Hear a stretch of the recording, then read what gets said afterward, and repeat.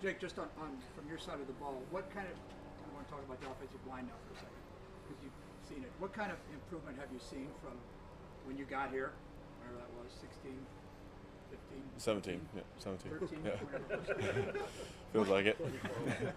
What kind of improvement have you seen that offensive line make from when you got here to today? Oh yeah, I mean huge gains. I've played like obviously against our number one line every year since I've been here because when I got here I was a scout team guy a lot and I'd play against our one line and even just from the difference from freshman year to now, it's light years ahead. Everyone's so much more physical, stronger, quicker, better feet. Just as a unit they communicate better and obviously work together as a unit better. Yeah. Is one of the key things the fact that there's no drop off? Like they talked about feeling good about 11 guys playing, possibly starting, but maybe teams can chisel together, piece together like a first string, and the second string maybe is a big drop off, a big problem, but now you go second, third, and you just don't see a drop off for the O line. For the O line, oh yeah, for sure. There's big guys that you can definitely that can step in right away for a lot of those starters. Like, well, just for example, like I think of Hufford a lot when I think of like backup guys that can step in right away because he's a really talented guy and really young and he can get so much better even. A lot of potential behind him for sure. For your group at linebacker, what's the continuity for you guys all being back, the three starters, and then even further down the depth chart?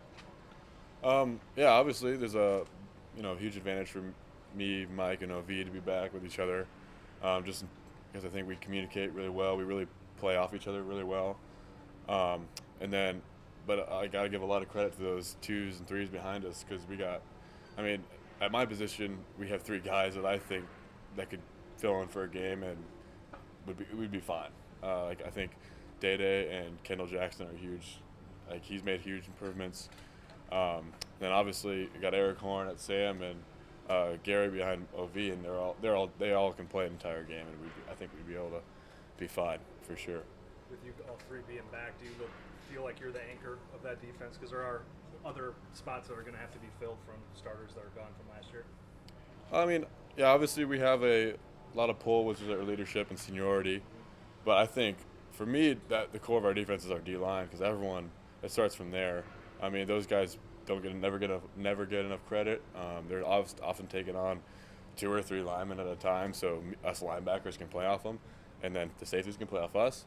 So honestly, to me, as long as our D line's strong and having a good day, like we'll be fine. What have you seen from them? Obviously, a little bit of turnover there, not a ton of it. Yeah, I mean a little bit. Obviously, they're still really strong. PD's really strong, really fun to play behind because he can easily take up a couple blockers at once. Same with Any. I mean, but they're all really good. So I think we'll be just as good as last year in terms of D line. Going back to the depth that you guys have at linebacker, how much does that push you? Because you said you could sit out a game and they'd be able to fill in just fine, but as a competitor, I'm sure that makes you feel like, okay, I don't want them to fill in just fine. I want to make sure I'm at that high level to make sure I keep my spot. Oh yeah, for sure. I mean, right when for example, right when Day Day came in, I knew he was going to be a talented player, and he's some guy that's going to push me to be better, and that's what he did. He definitely came in and made great strides. I knew I had to step my game up to keep proving Coach Veit and Coach Campbell that I'm still number one guy here.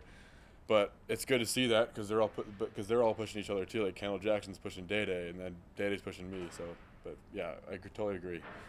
Definitely makes us starters better when you have good backups.